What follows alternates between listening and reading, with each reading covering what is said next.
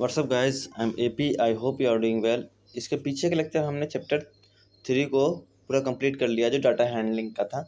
इस चैप्टर में हम लोग सिंपल इक्वेशंस देखेंगे, जो अपने क्लास 6 में आप जो अलजेब्रा चैप्टर में पढ़ा था, कुछ रूल बनाने का। जैसे मान लीजिए कि ये रेक्टेंगल था, इसकी लंबाई 2 थी, इसकी 3 थी, तो इसका पेरीमीटर निकालना था। पेरीमीटर निकालने का क्या था, ये 2 है, तो ये भी 2 होगा, ये भी 3 होगा। तो पेरीमीटर कैसे निकालते हैं, इन सब की लंबाई को हम जोड़ते थे। 2 + 3 + 2 + 3 5 5 10 हो गया, तो ये पेरीमीटर निकालते थे। लेकिन एक हमने चीज़ सीखा था कि 2 × L + B हमने रूल निकाला था, ठीक ना। तो कितना हुआ 2, L कितना है 2, B कितना है 3, तो 2 + 3 = 5 × 2 = 10। ये 10 आया था। ये हमने रूल बनाया था, जिसमें हम लोग जो चीज़ हमें जाना था, एक होता है वेरिएबल, एक होता है कांस्टेंट, ठीक है। दो चीज़ इक्वेशन में बहुत ज़रूरी है, वेरिएबल पहचानना और कांस्टेंट पहचानना। वो आपने क्लास 6 में पढ़ लिया, लेकिन इसमें भी मैं बता देता हूँ। वेरिएबल का मतलब होता है चर, मतलब कि जो अपने आप को चेंज कर ले, जैसे कि x, y, z, a, b, c, theta, gamma, lambda, ये सब क्या है, वेरिएबल है। और देखिए कांस्टेंट क्या होता है, कांस्टेंट होता है जो भी आपको नंबर दिखे, या फिर निगेटिव नंबर हो, या फिर जीरो हो, या फिर पॉजिटिव इंटीजर्स हो।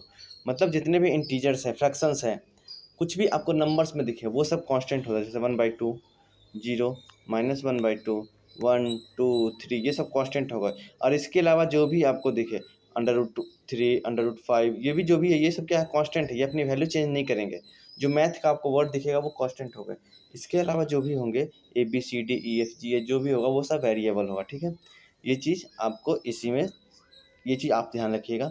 दूसरा चीज़ इक्वेशंस में ये याद रखिएगा कि माइनस का उल्टा प्लस होता है, प्लस का उल्टा माइनस होता है, ठीक है। ये चीज़ याद रखिए। गुना का उल्टा डिवाइड होता है, और डिवाइड का उल्टा गुना होता है। दो चीज़ मैंने आपको बताया, ठीक है। और देखिए, इसका तो यूज अभी नहीं पड़ेगा कि रूट का उल्टा क्या होता है, स्क्वायर होता है। सॉरी, इसका उल्टा क्या होता है, स्क्वायर होता है। किसी भी टर्म का स्क्वायर होता है। इसका उल्टा क्या होता है, क्यूब होता है, ठीक है। ये चीज़ जरूरत नहीं पड़ेगी, हायर क्लास में जरूरत पड़ेगी। बस इतना जान लीजिए इक्वेशन समझने के लिए। समझ गए, वेरिएबल किसको बोलते हैं, कांस्टेंट किसको बोलते हैं, और किसका माइनस का उल्टा प्लस, प्लस का उल्टा माइनस, मल्टीप्लिकेशन का उल्टा डिवीजन, और डिवीजन का उल्टा मल्टीप्लिकेशन, ये सब होता है। अब देखिए, यहाँ पे जब नया चैप्टर शुरू होता है तो क्या होता है, टीचर भी मोटिवेट रहते हैं पढ़ाने के लिए। अब बच्चों में भी बहुत जिज्ञासा रहती है कि आज नया चैप्टर होने वाला है, पता नहीं मैडम कौन सी कहानियाँ सुनाएंगी, कौन सी कहानियाँ सुनाएंगी। चलिए चलिए शुरू करते हैं बिना किसी देरी के। जब टीचर आती हैं क्लास में, the teacher has said that she would be starting a new chapter in mathematics and it is going to be simple equation. Appu, Sarita and Amina have revise that they learn in average chapter class 6। यहाँ पे अपने class 6 में भी एक chapter पढ़ा था algebra, उसमें हमने कुछ सिंपल इक्वेशंस के बारे में जानना था, थोड़ा सा जानना था, जिसमें हम लोग रूल बनाते थे। क्या आपको याद है, तो Appu, Sarita and Amina are excited because they have constructed a game. मतलब अप्पू, सरिता और अमीना क्या होता है, एक्साइटेड रहती हैं क्योंकि उन्होंने एक गेम को कंस्ट्रक्ट किया था, which they call mind reader and they want to present in to whole class.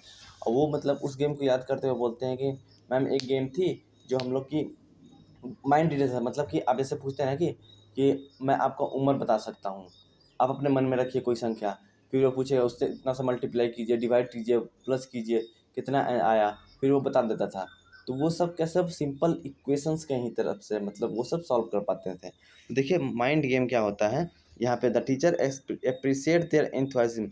मतलब है टीचर जो है, उनकी जो एक्साइटेड है, उनका जो वर्चस्व है किसी चीज़ में हिस्सा लेना, उनको क्या करती है, वो अप्रिसिएट करती है, मतलब बहादुरी बताती हैं।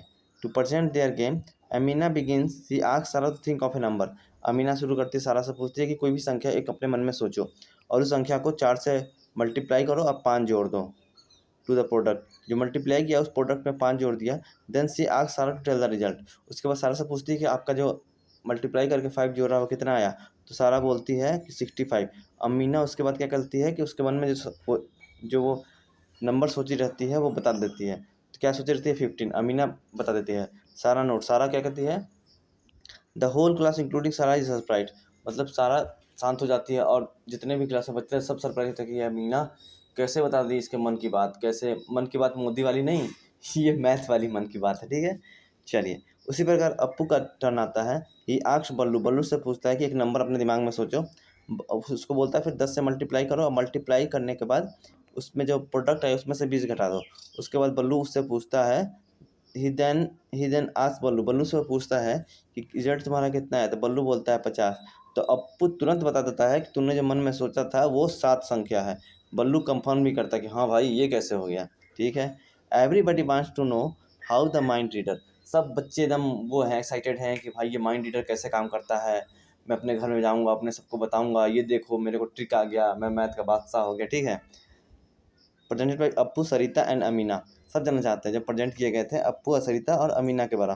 Can you see how it's work, क्या आप बता सकते हैं कि कैसे काम करता है। आफ्टर स्टडिंग द चैप्टर, ये चैप्टर क्लास 7th का चैप्टर 4 और चैप्टर 12 पढ़ोगे तो आप भी इस गेम को बहुत जल्दी समझ जाओगे, ठीक है।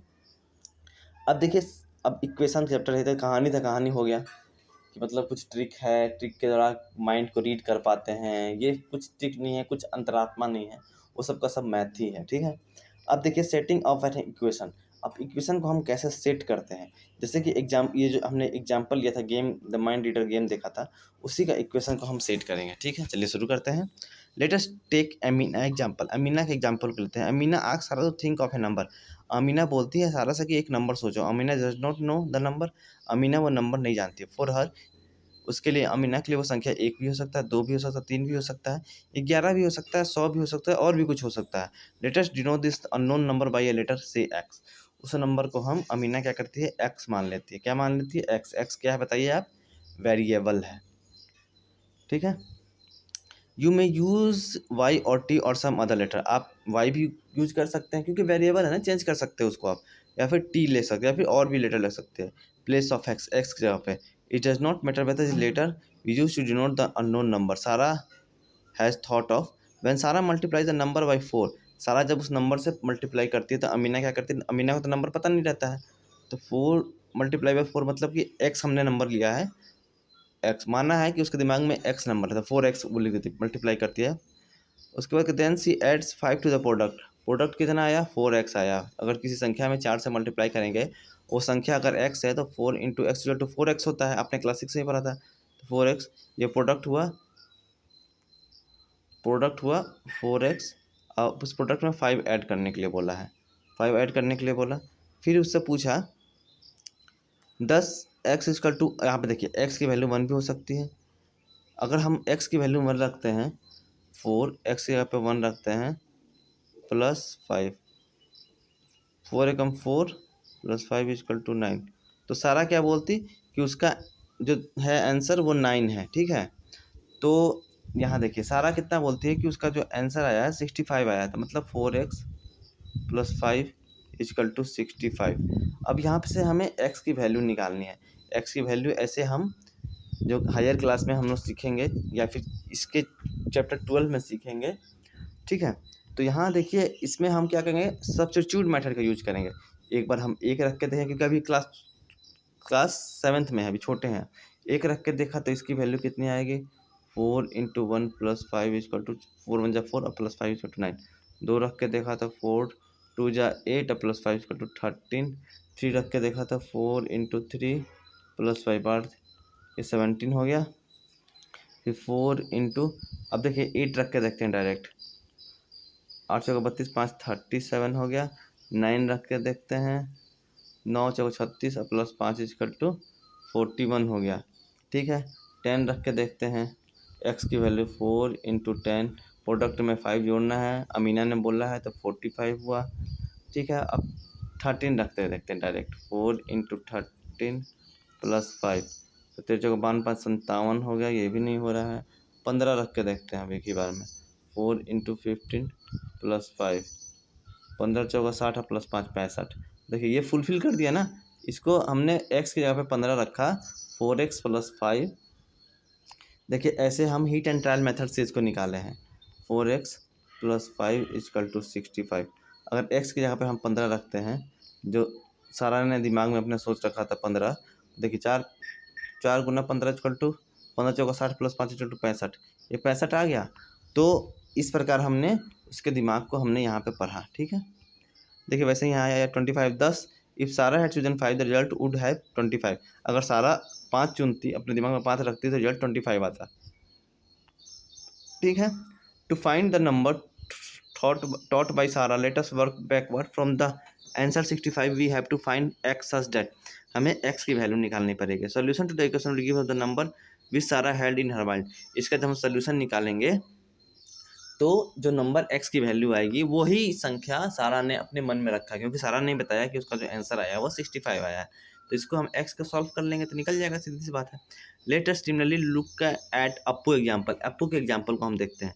Let us call the number Ballu choose as you as y, मतलब कि वही बल्लू ने मान लो कि वाई चूज किया था, अप्पू के द्वारा पूछा गया कि भाई बल्लू तो एक संख्या अपने मन में चूज कर ले, तो बल्लू चूज किया 1 2 3, कुछ भी चूज कर सकता है। अप्पू को नहीं पता, अप्पू ने क्या किया, अपने दिमाग में वाई सोच लिया। बल्लू कुछ भी सोचा हो, कोई दिक्कत नहीं है, क्योंकि अप्पू यहाँ पे वो है, टैलेंटेड है। Appu asked Ballu to multiply the number by 10, multiply the number by 10, तो 10 इंटू मल्टीप्लाई जो नंबर उसने सोचा है वो वाई सोचा था, तो 10 इंटू वाई हो गया। और क्या, जो प्रोडक्ट आया उसमें से 20 घटाने के लिए बोला, -20।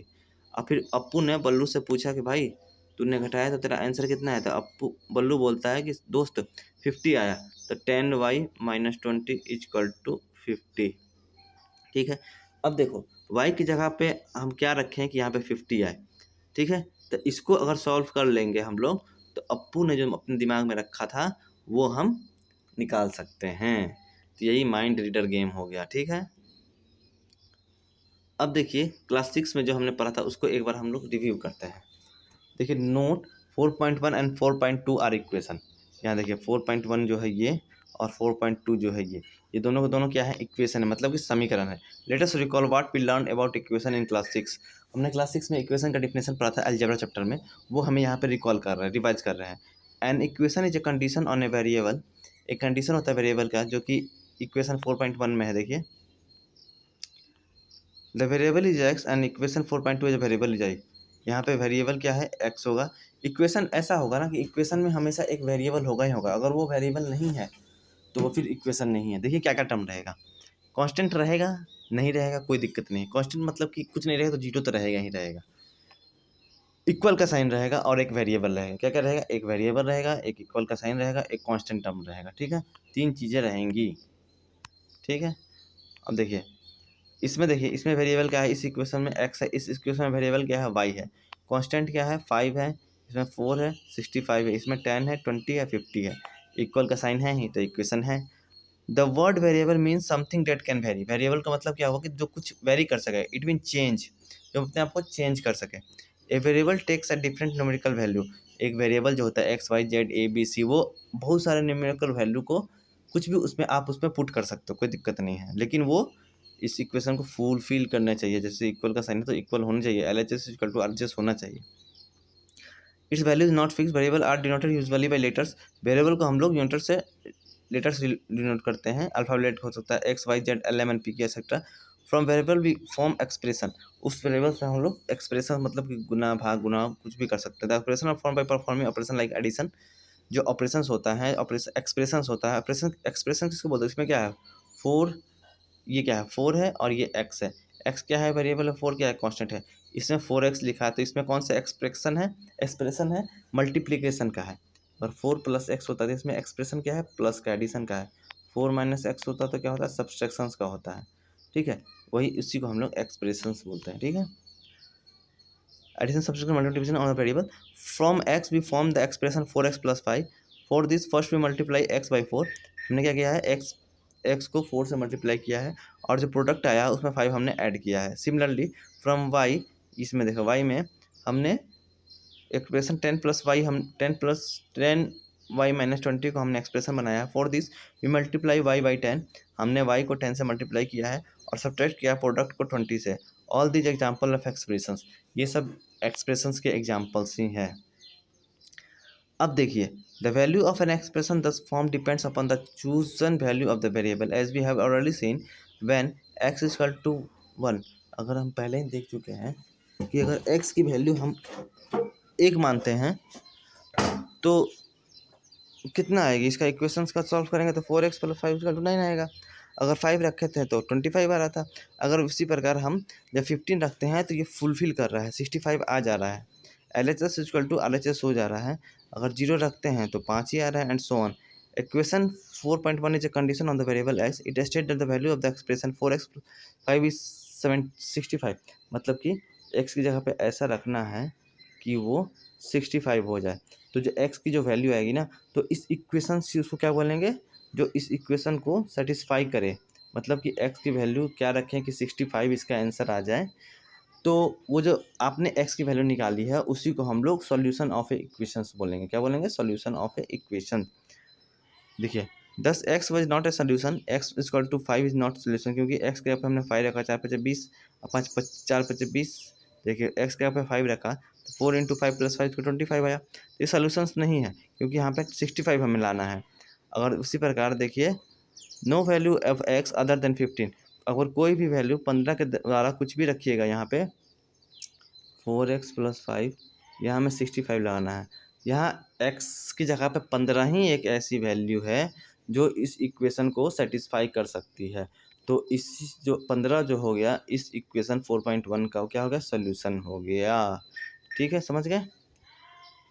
अब इसको आपको अपने से करना है कि 10y माइनस 20 में क्या पुट करें, y का वैल्यू क्या होगा कि हमें 50 मिलेगा। अब 1 से शुरू कीजिएगा। 10 y की जगह पे 1 रखा, 10 इंटू 1 माइनस 20, 10 में से 20 गया माइनस 10। ठीक है, ये फुलफिल कर रहा है, 50 लाना है हमें। 10 इंटू 10 की वैल्यू कितना रखेंगे? 2 रखेंगे, माइनस 20, तो 20 माइनस 20 गया तो 0 हो गया। 10 की वैल्यू 3 रखेंगे, 10 इंटू 3 माइनस 20, तो 10 3 30 में से 20 गया तो 10 हो गया। ऐसा ही 4 रख के देखिए, 5 रख के देखिए। अब जब तक ले 50 नहीं आ जाता है तब तक देखिएगा। अगर 50 जिस हिसाब से आ गया उसी समय आपको पता चल जाएगा कि हाँ, इक्वेशन 10y माइनस 20 की जो सेटिस्फाई कर रहा है y की वैल्यू को, उसको हम लोग उस इक्वेशंस का सोल्यूशंस बोलेंगे। ठीक है, अब देखिए इक्वेशन क्या होता है, व्हाट इक्वेशन इज, इक्वेशन होता क्या, उसको कैसे पहचानेंगे।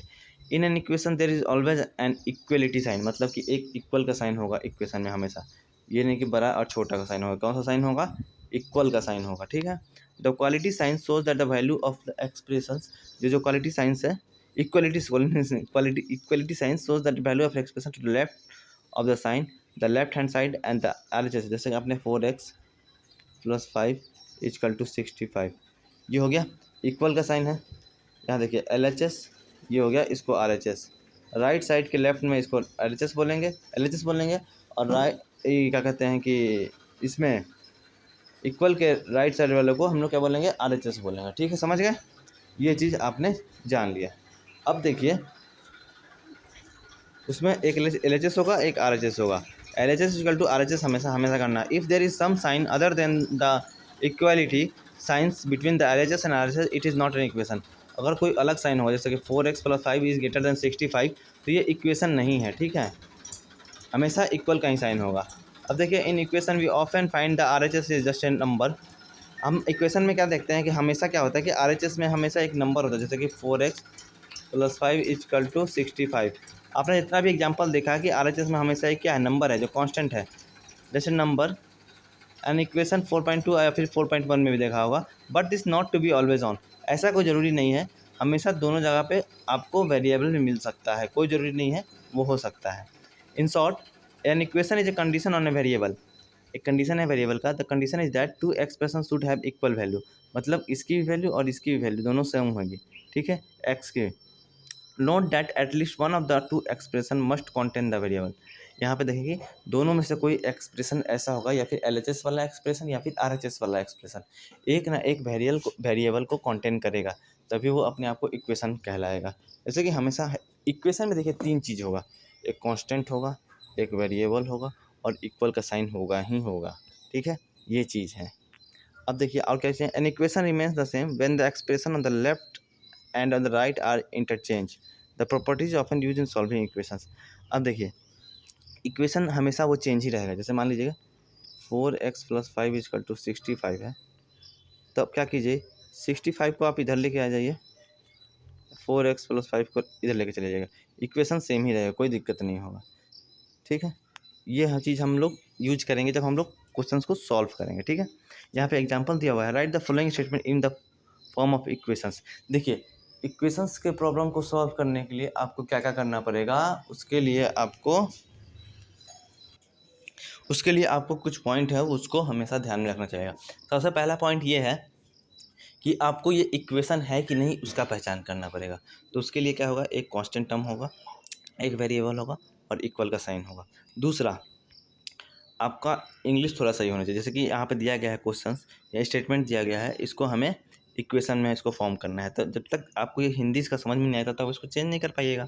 दूसरी चीज़, तीसरी चीज़ है माइनस का उल्टा प्लस, प्लस का उल्टा माइनस, गुना का उल्टा डिवाइड, डिवाइड का उल्टा मल्टीप्लाई, ये होता है, ये याद रखिएगा। ठीक है, देखिए शुरू करते हैं।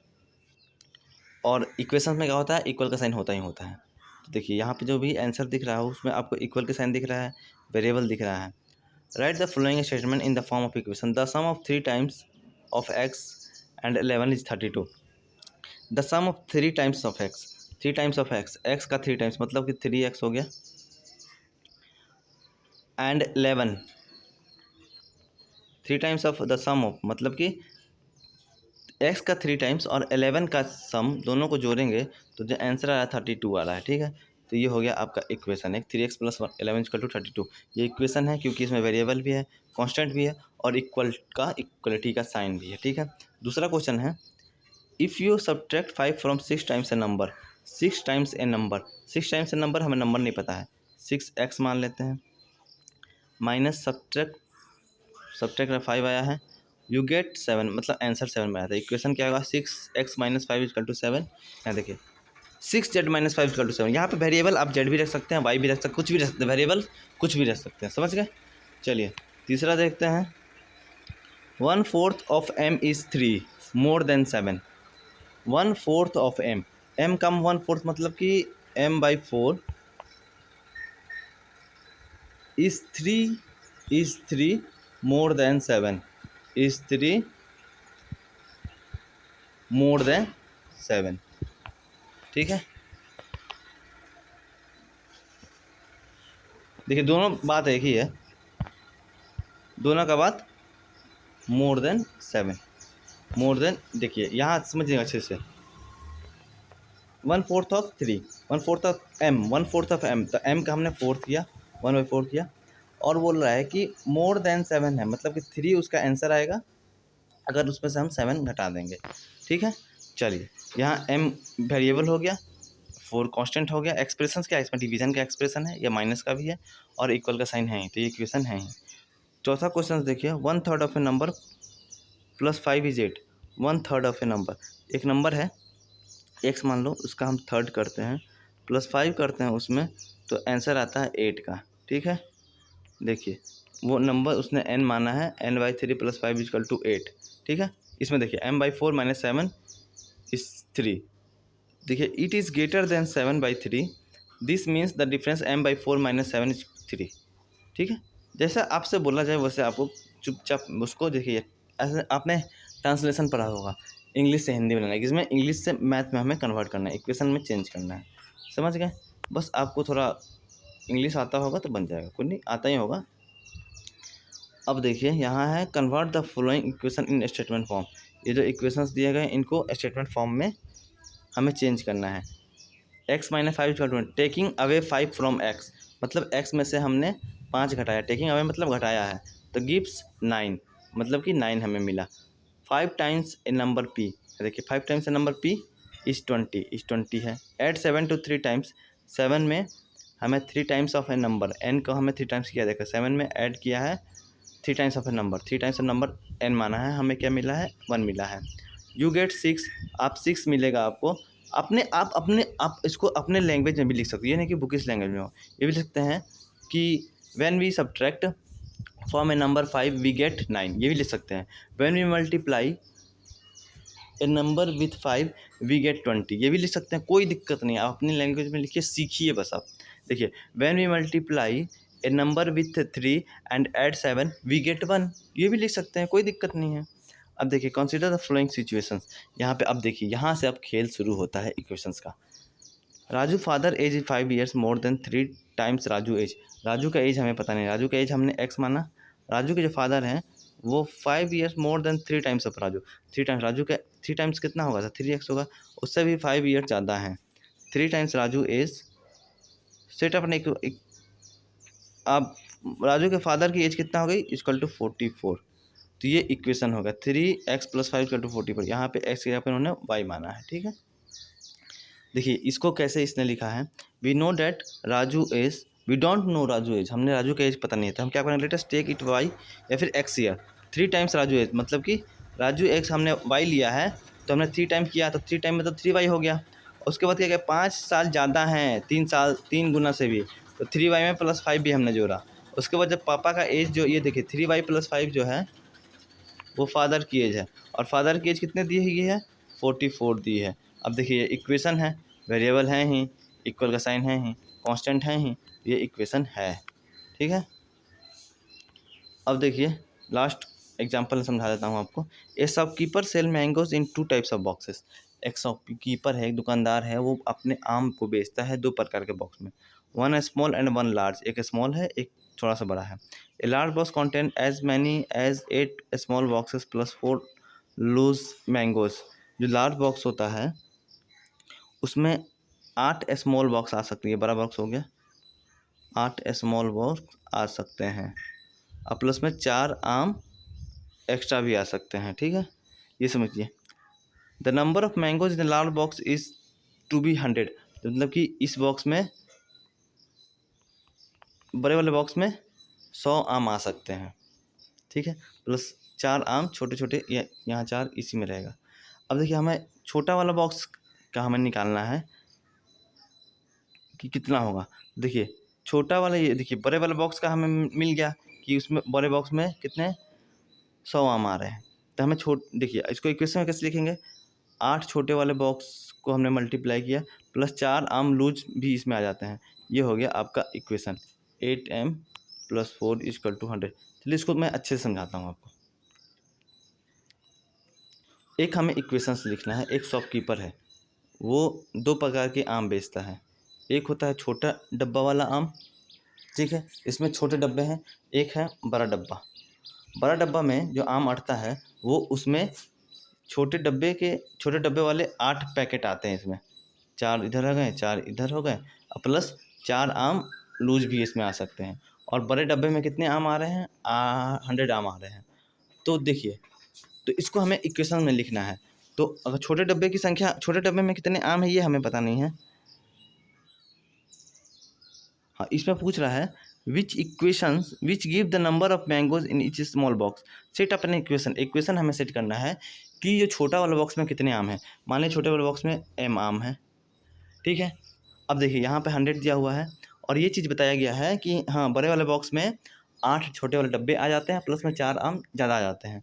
तो 8 में मल्टीप्लाई किया प्लस 4 किया, 4 आम लूज वाले हैं, और कितने टोटल आम हो गए? 100 आम हो गए। तो छोटे वाला अगर m की वैल्यू यहाँ से निकल जाएगी सब्स्टिट्यूट मेथड से, तो हमें वो पता चल जाएगा कि छोटे वाले बॉक्स में कितने आम आ रहे हैं। यहाँ पे हमने इक्वेशंस का जो जनरल फॉर्म था ये सब हमने सीख लिया है। अगर कहीं भी आपको डाउट होता है तो you are free for ask any question in any time, ठीक है।